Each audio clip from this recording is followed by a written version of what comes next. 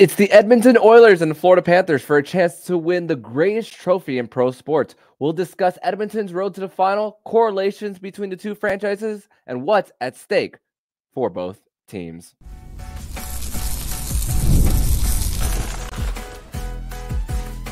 You're Locked On Panthers, your daily podcast on the Florida Panthers.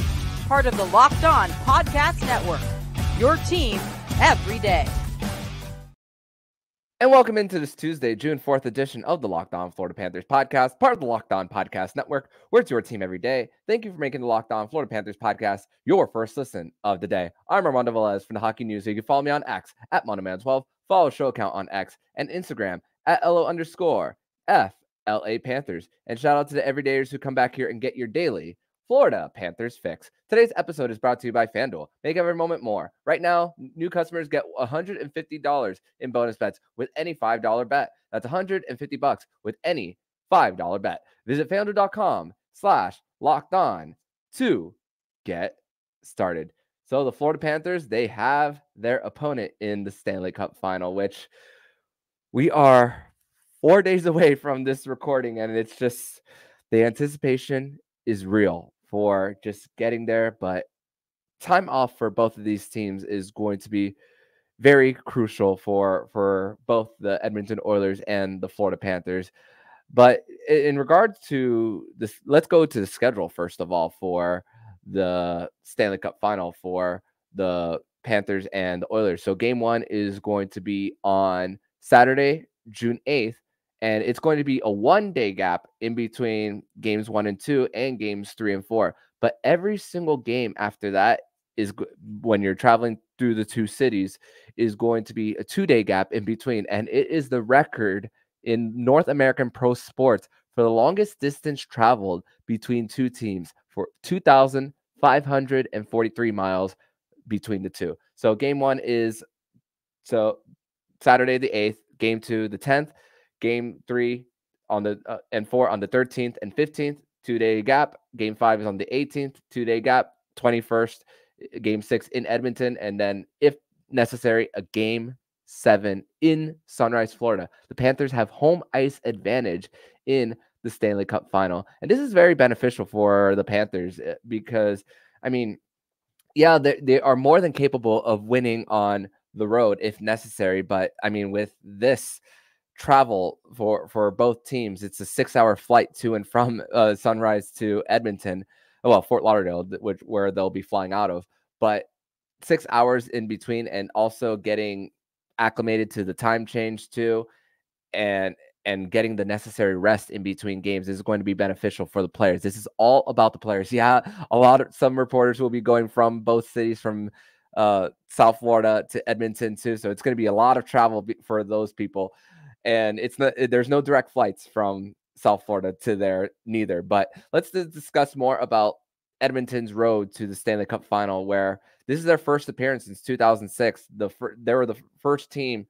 Them and the Carolina Hurricanes were the first Stanley Cup Final matchup post-lockout of 04-05, and lost to the Carolina Hurricanes in 7 games there. Also, 18 years later, they're facing against the Florida Panthers. Long live the Southeast Division, too, by the way. But the road for the Oilers to the Stanley Cup Final, they defeated the LA Kings in 5 games. Only loss was at home in overtime, where Anze Kopitar won it for the Los Angeles Kings there. Came back from a 3-2 deficit against the Vancouver Canucks, won game 6 at home, and went to Rogers Arena in Vancouver and won a game 7 there, and also winning against the Dallas Stars in 6 games. But how they got here is one of the roughest starts that you could ask for if you're an Oilers fan. And November 13th, they were 31st in the NHL. Connor McDavid was struggling with injuries. He came back for the Heritage Classic, which a lot of people thought it was maybe too early for McDavid to come back there. But obviously an outdoor game, a lot of spotlight there. It's in Edmonton against your biggest rival in the Calgary Flames for the Battle of Alberta there.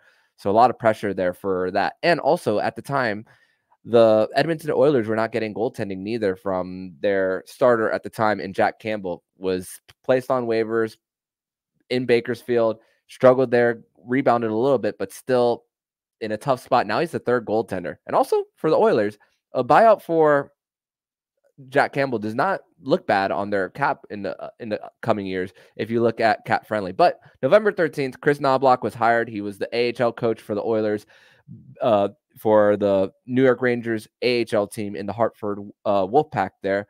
And this is the thing about Chris Knobloch. He was literally blocked from the coaching spot in for the Rangers. I mean, even with Gerard Gallant being there and then Peter Laviolette, it didn't seem like there was a path for Chris Knobloch to become the head coach of the New York Rangers. So this was a great opportunity for Knobloch to also get his opportunity being Connor McDavid's head coach back in the OHL for the Erie Otters, which we will discuss more about Knobloch and his coaching connection in segment number 2 of the show. But after that, the Oilers went on a 16-game winning streak from December 21st to January 27th. And there were still a lot of questions for the Oilers, the blue line with Darnell Nurse and how much he's making but also this was a year of a coming out party for Evan Bouchard. One trade that doesn't get talked about enough, but it was a trade that happened last year, was a little bit of a change for them, was when they traded for Matthias Ekholm in last year's trade deadline. Veteran, played for Nashville for a long time, but really changed the structure of the Edmonton Oilers into a more defensively sound hockey team. And it really proved in the postseason, where you see high flying offense for the Edmonton Oilers, but run and gun and also giving up odd man rushes the other way, putting their goaltenders in such a bad spot. But for the Oilers, their penalty kill has been outstanding in this postseason for them too. That was a conversation even from round 1 too for them. And here's the thing about the Florida Panthers and also the Edmonton Oilers. They switched coaches multiple times in the last 3 to 4 years. Ken Holland, when he fired Dave Tippett, that was his very first midseason coaching firing. And he's been in NHL front offices for a long time, going back to his days in Detroit when they were making the postseason basically every year, even when they switched conferences from the Western Conference to the East too. Edmonton changing their style, and also how Knobloch has been as cool as a cucumber too.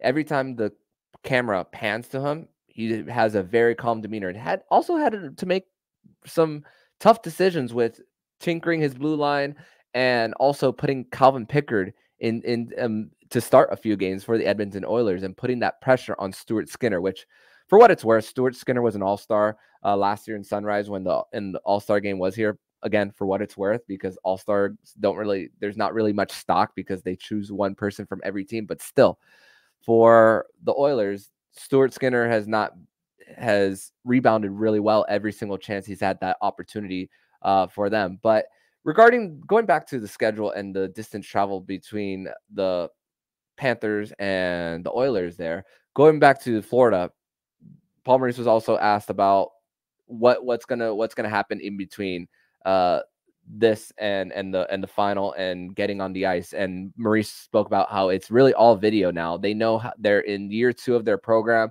It's all about staying sharp. They know their systems to this point. It's like clockwork for them too. So there's not really much to tinker now going into the Stanley Cup Final. So it's really about talking within one another about how to communicate when they get on the ice. So not much to do now with getting on the ice in a practice setting, because they've had 9+ months of this now, and now they're at this point, and now it's all about just playing the game and going out there. But Sam Reinhart also spoke about how he's going to catch up on sleep. Brandon Montour says it's great that the Florida Panthers do have home ice because he has that opportunity to spend with his son. Because remember, last year during the final, Brandon Montour traveled from Vegas back to Florida and then back to Vegas in between games 1 and 2 for the birth of his son. So he gets that opportunity to celebrate his son's first birthday. So that's something personal that is great for him too off the ice too. So that's another benefit for the Florida Panthers starting Game 1 at home in Sunrise, Florida. Not much stock that you could put in the season series between the Panthers, even though they won both games. First one was 5-1 in Edmonton on first one was 5-3 in South Florida on November 20th. That was right before Jay Woodcroft got fired. And then the next one, as Chris Knobloch was just starting to get into the mix, he was only 1 month on the job. The Panthers went into that one and defeated the Edmonton Oilers by a score of 5-1 there. And also for the Panthers in those early season games, you see Kevin Stenlund getting on the board, Nico Mikkola getting one of his 3 goals on the season for 2. So, but at the same time, not much stock you can put them there because these are 2 completely different teams from then until now. But in segment number 2, we are going to discuss more about the correlations between the 2 teams and how it sets up for all the storylines for the Stanley Cup Final. We're going to discuss that and more here on the Locked On Florida Panthers podcast.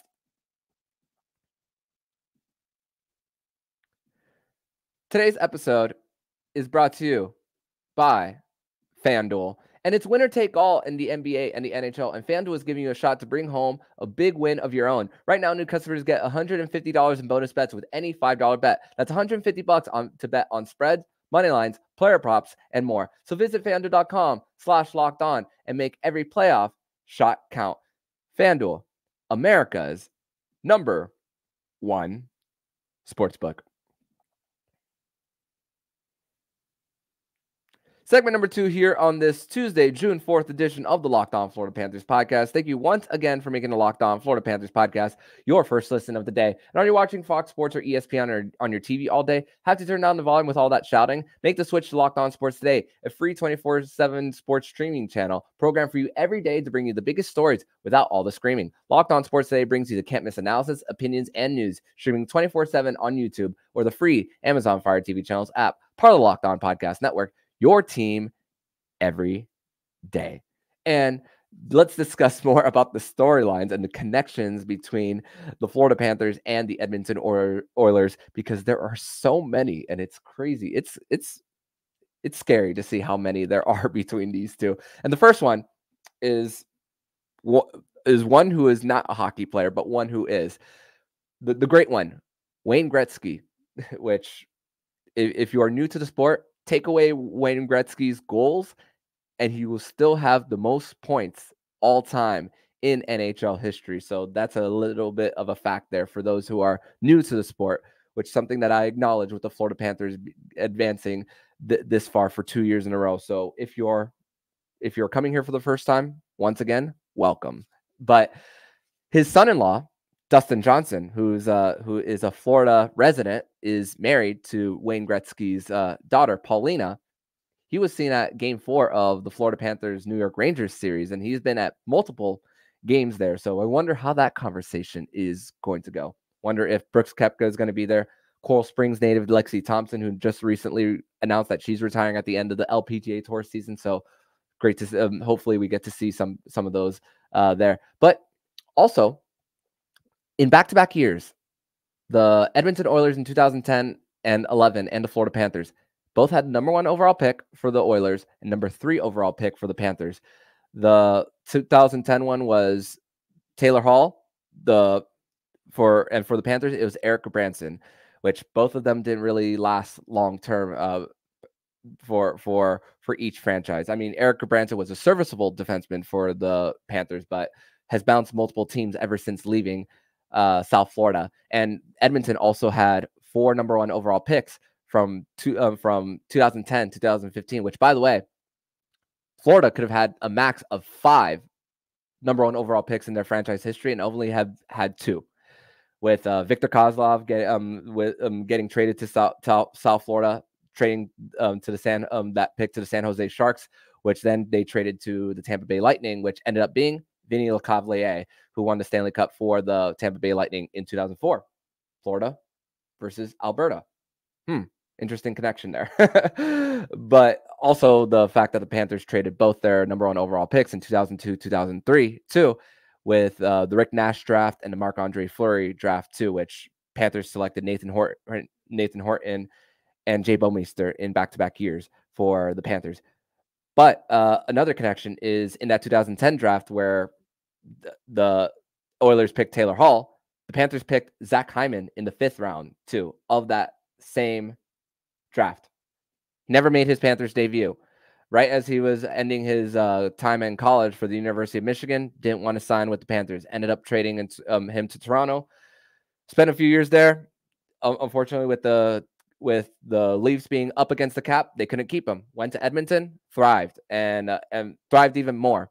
And that's a lot of thanks to Connor McDavid and Leon Draisaitl, but still a big for Zach Hyman just getting his career going there. So congratulations to him. But hey, we hope that doesn't happen when it's time for Jack Devine to hopefully sign his ELC. So hopefully, as a franchise, the Panthers learn from their mistakes, even though it's different management for them. And also, there's also a little bit of a battle between Zach Hyman and Sam Reinhart for second place in goals behind Austin Matthews. And those guys are benefited a lot from getting goals on the power play. Darnell Nurse and Alexander Barkov are from the same draft too in 2013, which Darnell Nurse has a big family connection of just athletes in different sports. His dad played in the CFL for the Hamilton. His mother played basketball. Sarah Nurse is in the PWHL for Toronto, and their uncle, Darnell Nurse's father, his sister is married to Donovan McNabb, Eagles' great quarterback, Donovan McNabb, who they met together in Syracuse. Another connection, 2015, Connor McDavid was drafted number 1 overall in that draft for the Edmonton Oilers. Do you want to guess where that draft was held in? It was held in, wait for it, Sunrise, Florida. Crazy to think all the connections between that. But wait, there's more.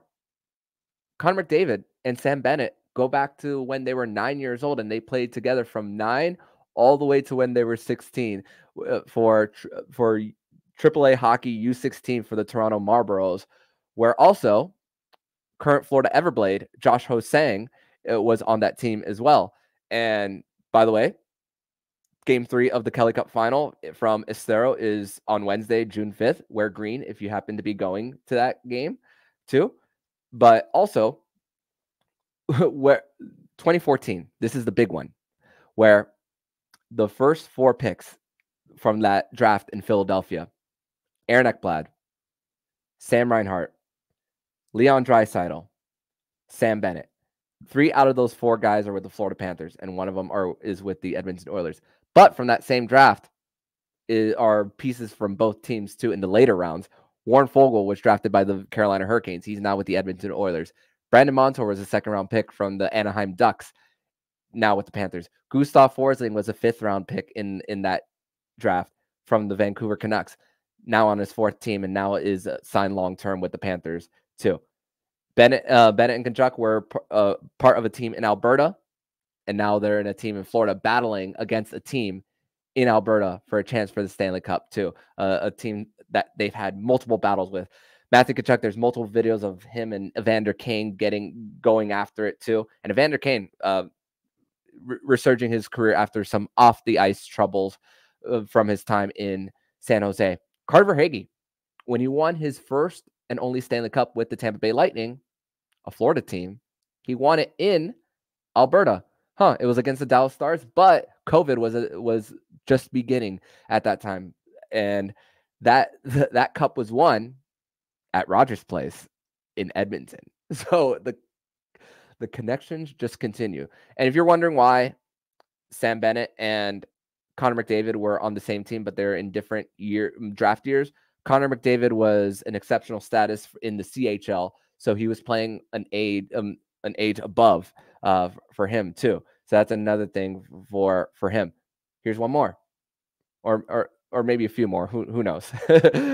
Chris Knobloch, the current coach of the Edmonton Oilers, also coached Sam Reinhart in the WHL for 1 season. Knobloch was fired after Reinhart's first year, right before coaching Connor McDavid in Erie in the OHL too. So there's a lot of familiarity between both sides with that. So that's another thing. And with Matthew Tkachuk, going back to him, that quote when he first got traded here, that sign and trade, is saying, I still hate Edmonton, but I hate Tampa more.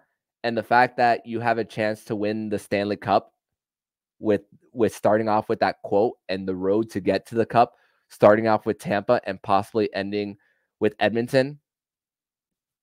I mean, you can't ask for a better storyline going into that. Although the Panthers and Oilers are built a little differently, which Edmonton is more homegrown guys with McDavid, Draisaitl, Bouchard, Broberg, Holloway. Those guys are first round picks for the Panthers. Oilers, and the Panthers have their very few homegrown guys with Barkov, Ekblad, Lundell, and Spencer Knight too. So that's another thing. And also bringing veteran presence there with Corey Perry. I mentioned Matthias Ekholm earlier, but also Corey Perry with his who sets a record for now making the Stanley Cup Final with his fifth team with the fifth team. So that's a record for them too. So that is more of the connections of how it all lines up too. And that is definitely going to continue even when the games begin. You're also going to see how much these guys have matured too, not only in as hockey players, but even in their bodies too. Just going back to pictures of the 2014 entry draft, you see these guys with baby faces too. So it's crazy to see how far everyone has come too. But we're going to transition over to segment number 3 and discuss more of what is at stake between the two teams, as we are still quite a few days away from the Stanley Cup Final. We are going to discuss this and more here on the Locked On Florida Panthers podcast. Segment number 3 here on this Tuesday, June 4th edition of the Locked On Florida Panthers podcast. Thank you once again for making the Locked On Florida Panthers podcast your first listen of the day here on a Tuesday. And it's crazy because Reinhart is a 50-goal scorer. Zach Hyman is a 50-goal scorer. And the last time a Stanley Cup Final featured 2 50-goal scorers was in 1994. Pavel Bure and Adam Graves. But the last time a 50-goal scorer made the Stanley Cup Final, period, was in 2007 with Danny Heatley. So that's another thing. Also, McDavid has an opportunity to be in pretty good company for him, because there have been only 2 guys in NHL history who have... Oh, that was a weird thing that happened on the stream if you're watching this on YouTube. So Connor McDavid has a chance to get 40 points in a postseason. That has been done by Wayne Gretzky and Mario Lemieux. He has 31 points right now through the first 3 rounds. And also for the Oilers, this looks to be Ken Holland's last dance, as his contract is expiring, and it seems as if no matter what happens with the Edmonton Oilers in this Stanley Cup run, that he's going to call it quits and retire. And there's also on the Oilers side of Leon Draisaitl being extension eligible on July 1, and also Connor McDavid being 2 years away from his next contract, which a Stanley Cup Final appearance definitely helps their chances of getting that. But you don't want to start from scratch if you're Edmonton neither, because it's hard to find those type of players. And when you tank, it kind of can set a bad precedent. I mean, look at the Buffalo Sabres. Look at all the top picks that they tanked for McDavid. And they ended up with Jack Eichel, but they didn't even work things out with Jack Eichel neither. And he won a cup with the Vegas Golden Knights. You don't think that Connor McDavid was watching that and was pissed? I mean, yeah, I mean, I would be too. If the guy who was picked after me won the cup before me too. But even for the Panthers, what's at stake for them is the fact that the window is going to be short. I hate to say it, but it's going to be short for the Panthers. I know Gustav Forsling is signed for 8 more seasons. Matthew Tkachuk and Sasha Barkov are signed for 6 more after this. But there are good, and there could be some gap years in between. I mean, look at the LA Kings with Kopitar and Drew Doughty after they won the cup. Yeah, they're still trying to find their way back, but they've gotten a little older after winning too. Now this is 3 straight years for the Panthers getting past the second round. So your time to take advantage now. This is your time to do it. And even for the Oilers, their time is really short for them too, because the raises that Draisaitl and McDavid are going to get on their next deals, it's going to be hard to build a blue line around them. Yeah, their goaltending is going to be is cheap already after they buy out Jack Campbell, which that's the expectation this summer. But still, it's going to be really hard to build around when you have so much money committed to 2 superstars. I mean, the Toronto Maple Leafs are committed to 4, and look what's going on with them. They can't even get to a conference final, and they won 1 playoff round since 2004 too. And the truth is, the Panthers are likely not going to be able to sign both Sam Reinhart and Brandon Montour. You could possibly sign one of them, but you're not going to sign both. I highly doubt for them that they're going to sign both. Anton Lundell is earning a bigger raise than we anticipated going into the playoff run too for the Panthers, on how he's elevated his game, especially playing with Vladimir Tarasenko, which we'll get more into the matchups later in the week. I mean, this is the appetizer episode for the Stanley Cup Final too. So, I mean, but also for this, it's the storyline too of best offensive player in the league in Connor McDavid against the best two-way player in Alexander Barkov too. So that's another fun storyline too. But also another thing that's on the line is just the growth of the game. And this is something that I was discussing more with Gil Martin of Locked On NHL after we recorded the Monday show together, is the benefit of youth hockey in South Florida and the growth of the game. You see, this is going to convince so many people to want to sign up for learn to play programs, and more tournaments are going to be held in Florida because of the Panthers and the Lightning's success in the last 5 years. Yeah, we're not supposed to like the Tampa Bay Lightning, but one thing we can do is we can thank them for the growth of the game and the management of the Florida Panthers looking to them and seeing what do we need to do in order to become a champion. And honestly, that 2022 sweep, it's a blessing in disguise, because that trade does not happen with Matthew Tkachuk. So swapping out 100-point players too in Huberdeau and Tkachuk.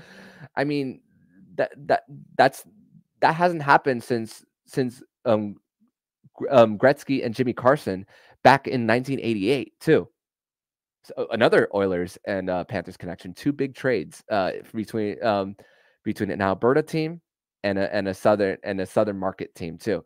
But also that trade between Tkachuk and the Panthers, Alberta and Florida, a southern team. So this is getting weird. But again, it's also, and the elephant in the room of what's at stake is, for the Oilers side of things, Canada, who hasn't won a cup since 1993. And honestly, this is just a personal opinion. You guys can disagree with this, but those people who are not Oilers fans but are cheering for the Oilers to win the Stanley Cup, it's very SEC football energy. And it's weird, in my opinion. And yeah, I'm American. I'm not from Canada. But the fact that that you are cheering for possibly a rival, especially if you're a Flames fan, for the sake of the sport, I get it. There's a lot of pride. There's there for the sport, and you want to market it as you guys are it's number one for them. But I just don't see how, for example, if you are an Auburn fan and Alabama is in the national championship, why are you rooting them for the sake of SEC? That's your rival. It just flat out doesn't make sense. And also I remember the conversation when the Oilers and the Canucks were facing off against each other in the second round. The back and forth stuff on X and Twitter and social media was it was very violent, but as far as like their words and all. But it's just a little strange for me just seeing that. But that's a lot. That's what's at stake for the Oilers side of things is pride and for when it comes to the sport, and just saying, hey, we are the ones who perfected the sport. It's like it's funny because me being from Miami, a Cuban sandwich from Tampa is not the real Cuban sandwich, in my opinion.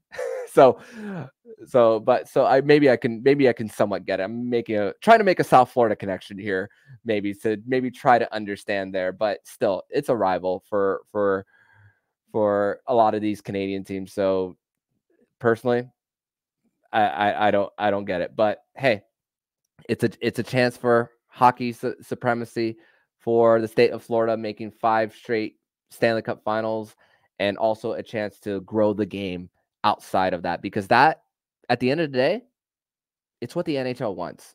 They know that they're going to get viewership all over Canada, and even in the even up north in the New Yorks, the Bostons, Chicagos, Detroits, original 6 markets, you name it.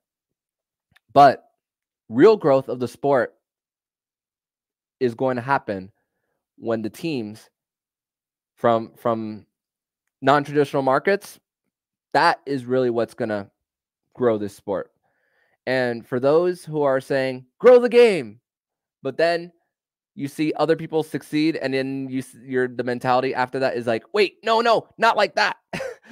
Then what are you doing then? So that's another thing when it comes to that. So it's very crucial for the growth of the game for both, not just the Panthers, for them to win. And I know I'm a little biased because I want them to win, but it's all about just getting more exposure for people who might have thought about playing in the past, but now seeing the run and seeing their favorite players score goals, bang bodies, you name it. There's some of you out there who are thinking to yourselves, that's what I want. So that I think that's another thing that's at stake. And now with the practice facility in Fort Lauderdale, more opportunities for more tournaments and all different types of learn to play programs, because Coral Springs, Fort Lauderdale, I mean, Palm Beach, Pines, Kendall Ice Arena, you name it.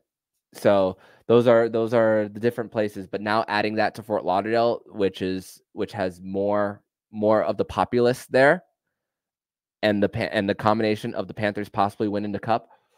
Oh man, the Panthers are definitely going to see the fruits of their labor, even if they don't win. But it's going to elevate even more, that they might even run out of spots for programs there if they do win. So that is also what's at stake. Thank you guys for listening to today's episode of the Locked On Florida Panthers podcast. I hope you enjoyed this appetizer episode of the Stanley Cup Final, setting you guys up for this matchup later in the week. Saturday can't come soon enough. On tomorrow's show, Jacob Winans will be back as we will dig in more of the storylines between these two teams, and maybe even compare forward, decor, and goalies between these two teams. So make sure to come back tomorrow to listen to that episode. But in the meantime, if you like what you're hearing, please subscribe to the podcast to be notified every single time the Locked On Florida Panthers podcast jumps into your podcast feed. Don't forget to also subscribe to the other shows on the Locked On NHL network, including Locked On NHL, Locked On Fantasy Hockey with Flip Livingstone and Steer Roden, and Locked On NHL Prospects. Thank you once again for making the Locked On Florida Panthers podcast your first listen of the day. So I'm Armando Velez, signing off. And you've been listening to Locked On Florida Panthers podcast, part of the Locked On Podcast Network, where it's your team every day.